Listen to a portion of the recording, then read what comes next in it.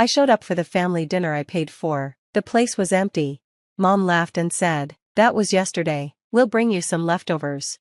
I didn't say anything, but the next morning, the police did. I should have known something was wrong the second I pulled into the parking lot. No familiar cars, no noise, no cousins pretending to hide while they smoked, just silence. I checked the message again. Friday, 7 p.m. Mateos. Can't wait to see everyone. Mom, 2 weeks ago. It was Friday, 7:02. I was right on time. Like an idiot. Inside, the restaurant was busy, soft music, people chatting. But the private room I booked and paid for, locked, empty. "Can I help you, sir?" the hostess asked. "Yeah." "Thompson party, private room?" She looked at the list. "Oh, that was last night." "No, it's tonight," I said. "I booked it, paid the deposit." She looked again. 16 people, big cake. Your mom even brought place cards. "Are you sure you're not mistaken?" I let out a dry, bitter laugh. "No, I'm not mistaken." She asked if I wanted to call someone. I already was. The phone rang. "Hi, sweetie," Mom said like nothing was wrong. "Where's everybody?" A pause, then that laugh she uses when she's lying. "Oh honey, it was yesterday. We thought you weren't coming, but we'll bring you leftovers." I hung up. No one called back. Then I got a text from my sister Tina. "Bro, you seriously missed it. Classic. Don't worry, we saved you a roll." My hands were shaking. I couldn't tell if it was from the cold or anger. "They came, ate, left?" I asked the hostess. She shrugged, looked like they had fun. "Of course they did, they always do when I'm not around." I didn't yell, I didn't text them, I just left. But I didn't go home. I sat in the car, thinking about the bill, the deposit, the messages I sent Mom confirming the time, 10 of them. They knew, they just didn't care. This wasn't the first time they left me out, just the first time they didn't pretend they hadn't. Growing up, Tina was the bright one, I was the one who didn't need much. Which really meant, you're used to being unloved, so we're not wasting any on you. When I got my first real job, I called Mom excited. She didn't say congratulations. She said, "Great, now you can help Tina with rent." That was the start. 1 month of rent became a year, then bills, her dental work, car insurance, textbooks for a program she dropped and never paid me back for. I kept paying, thinking that's what love meant in a family. But in mine, love only went one way. Every time I said something, even gently, they'd hit me with, "Don't be so transactional. Tina's struggling. Why are you keeping score?" I wasn't keeping score. They just never saw I was hurting. Once I sent $600 for her cat's emergency vet visit. Later that day, she posted new shoes and champagne with some guy. I showed Mom, she laughed and said, "You boys are so petty about money." Petty? I paid their property taxes. Covered Tina's credit cards when she got laid off. Maxed my savings one Christmas to buy everyone gifts. And what did I get? A framed photo of the family. I wasn't in it. But the worst was what I heard one night at their house. I'd just given Tina $1,200. Went downstairs for water, and heard them talking. "Tina, he's so into playing the martyr, it's pathetic." "Mom, he acts like a hero just because he pays." "Dad, let him. He's not getting married anyway, might as well be useful." Then Tina said, "He thinks we'd fall apart without him? Please, if he vanished tomorrow, I wouldn't even notice." I didn't say anything, just went back upstairs. The next morning, Mom made pancakes like nothing had happened. I stopped sending money, for 2 weeks. Then Tina texted, "I need rent, I'll pay you back, promise." I didn't respond. Then Mom called, "Tina's struggling, she's sensitive, why are you being cold?" I said, "I can't keep doing this." Mom said, "If you're going to punish us for raising you, maybe we shouldn't have bothered." That broke something in me. I sent the money later that day. And now, after all that, they had a family dinner without me. The one I paid for. The one I confirmed. And Mom just said, "It was yesterday, we'll bring you leftovers." Leftovers, like I was a dog. Not a son, not a brother, just a wallet with arms. I sat in my car that night, thinking about every time I'd tried to be the good one, what it had cost me. Tomorrow, I wouldn't be the good one anymore. I knew exactly where I'd start. I didn't sleep that night. Not because I was sad or angry. I was planning. Dinner at Mateo's cost me $1,740. 16 people, appetizers, special menus. I even paid extra for Tina's vegan dish and Aunt Mary's wine allergy. They didn't forget me. They chose to exclude me. The next morning, I sent a message in the group chat. Let's meet at Mom's tonight, 7 p.m. I have something for you. No one asked what it was. Of course not. At 6:58, I pulled into the driveway. Everyone was already inside. Tina was on her phone. Dad had a beer. Mom was fixing the pillows. She looked up and smiled. Hi honey, we weren't sure if you'd still be upset. I said nothing. Tina looked up. Fake nice. We didn't mean to hurt you. Thursday was just easier. We have lives, you know. I set a big envelope on the table. Mom asked, "What's this?" I sat down and said, "It's a bill." Dad scoffed. "A bill? For what?" "For the dinner," I said. "The one you all enjoyed without me." Tina laughed. "You're joking." "I'm not." Mom squinted at me. "Are you really asking us to pay you back?" "No," I said, leaning in. "I'm giving you the chance. From now on, anything you want from me comes with an invoice." The room went quiet. Then Dad sat up, looking serious. "You need to drop this attitude. We're family, right?" "Family?" I asked. "The same family that left me out of the reunion I paid for? The same family that drained me financially and emotionally for years?" Tina rolled her eyes. "No one made you pay." That's when something inside me snapped. I stood up. "Fine, let's talk about what no one made me do." I pointed at Tina. "I wasn't forced to pay your rent for 2 years, or cover your overdraft fees, or pay for your car repair." I turned to Mom. "I didn't have to pay your back taxes, or cover your birthday cruise when you said Dad forgot, or buy groceries when you suddenly couldn't walk because of your knee." Dad's face turned red. "Watch it." "I'm just getting started," I said, pulling out a list from my pocket. "You don't want to hear it? I've had to live it." Then, I dropped a folder on the table. "What's this now?" Dad snapped. I smiled. "Documentation. Every single transaction, every wire, every Venmo, every receipt." Tina laughed. "Wow, you're really crazy." "No," I said, calm as ever, "I'm protected. I filed a fraud report this morning. All of this," I tapped the folder, "is already in the system." "What do you mean?" Mom asked, her voice quiet now. I looked her in the eyes. "Last week, I found out someone used my name to open a credit card, the same one that paid for a new iPhone and a spa package Tina posted about but said was a gift from a friend." Tina froze. "I called the credit card company. They're investigating it as identity theft. The address they gave? Yours." Tina stood up. "Are you serious?" "Yep," I said, "and if you think I won't press charges." "You wouldn't dare," Mom hissed. "Try me." Then it all exploded. Tina yelled. "You're pathetic." Dad shouted. "You want to send your sister to jail? Do you want me to keep being the fool forever?" I shot back. Mom started crying. "You're ruining this family." "No," I said, heading for the door. "I'm saving myself from it." Then, the unexpected happened. As I was about to leave, my cousin Luke, the quiet one, spoke up. "I'd like to pay my share," he said softly, "of the dinner. I mean, it's only fair." Everyone turned to look at him. He added, "I know I should have said something earlier, but they plan to exclude you. I was there when they joked about it, said you'd be too dramatic. I'm sorry." I looked at him, and for the first time that night, I smiled. "Thanks." Then I walked out.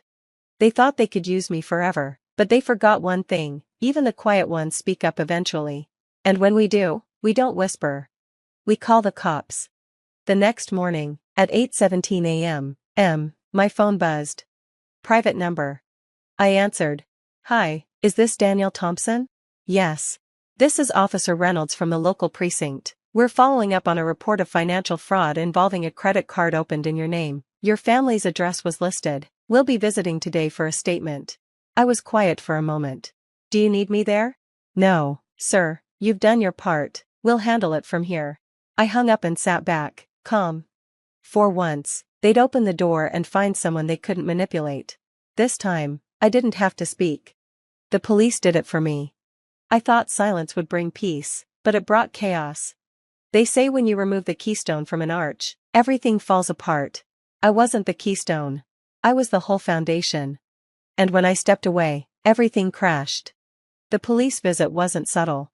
Mom left me a long, angry voicemail. Apparently, they arrived at 7:45 a.m., while she was still in her robe and Dad hadn't even had his coffee. 2 officers, 1 male, 1 female. They were professional but direct.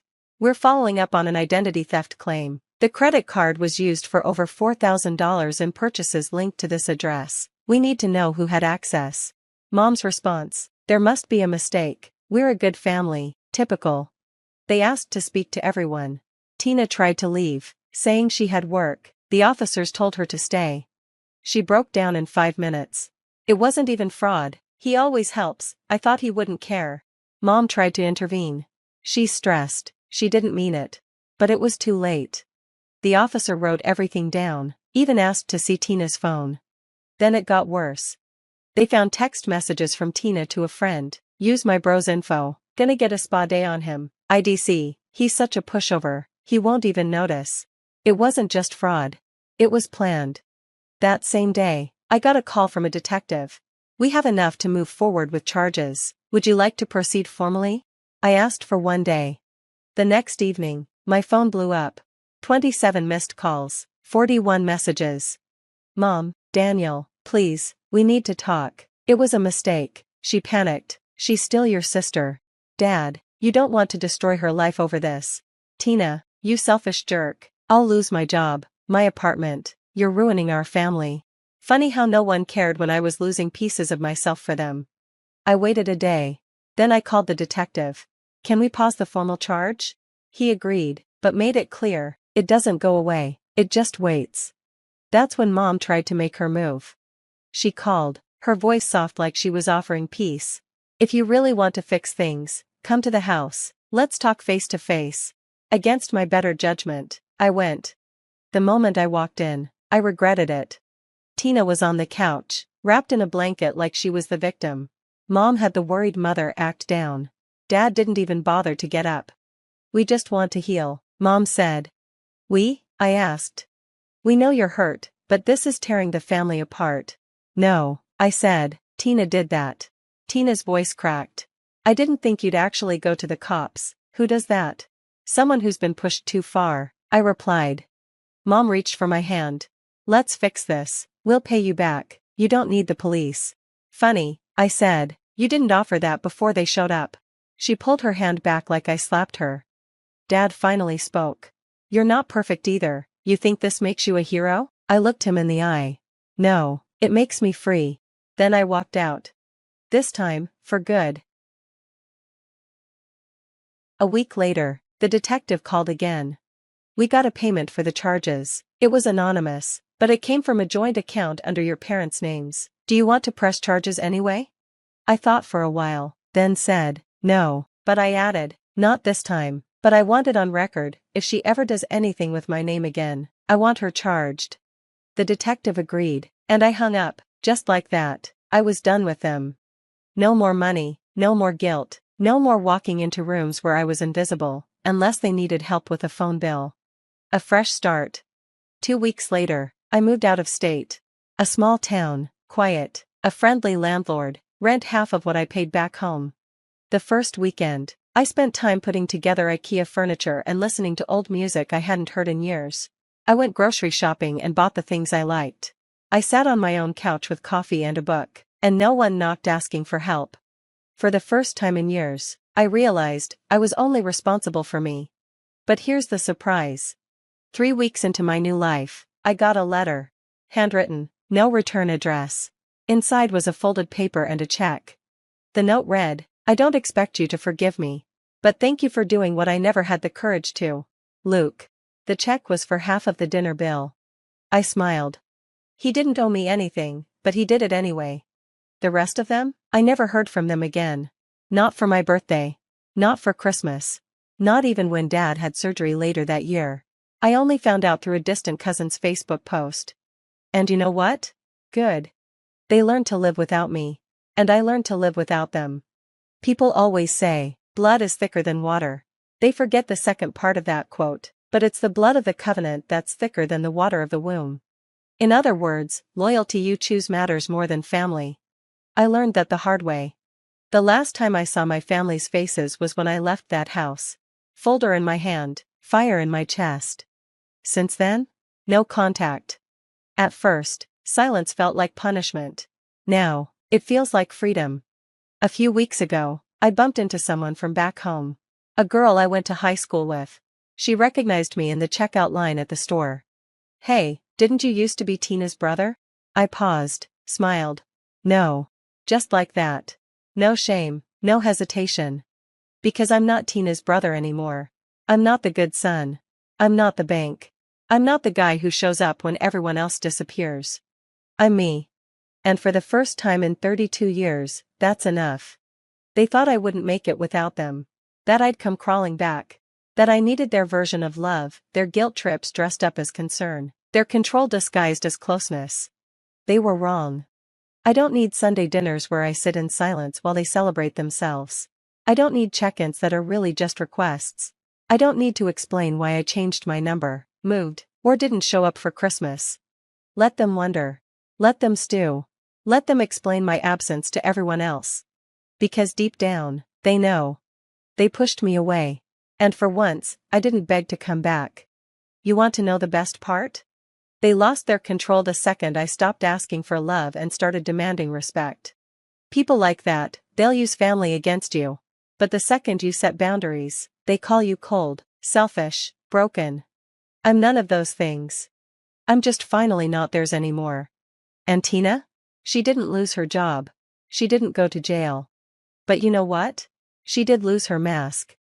Now, everyone knows what she did. How she lied. How she used me. How she laughed behind my back while draining me dry. Now no one trusts her. Luke left the house. Aunt Carol won't let Tina babysit anymore. Uncle Steve called me and said, "Tina's name is mud at every family event. You don't need to come back. They messed up. We all see it now." But I told him what I'll tell you. It's not about who sees it. It's about who survived it. And I did. So no, I'm not going to pretend everything's fine. I'm not going to send birthday cards or pick up out of guilt. I'm not going to show up for fake hugs and tense dinners just so mom can complain about how hard it is to keep families together. I'm not theirs anymore. And it's the best thing that ever happened to me.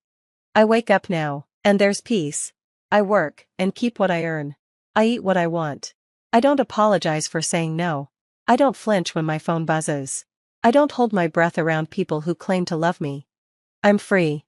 Not because they let me go, but because I finally stopped waiting for their permission.